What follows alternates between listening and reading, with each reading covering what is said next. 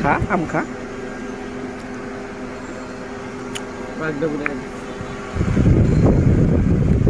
এত ঝাল কারে তোর মরিচ দিতে না করছি।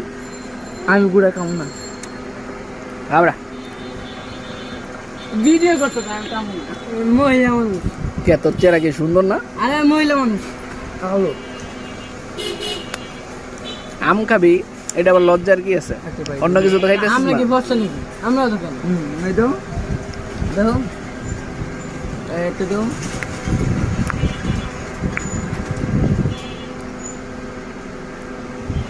সাকিব কেমন হয়েছে আম?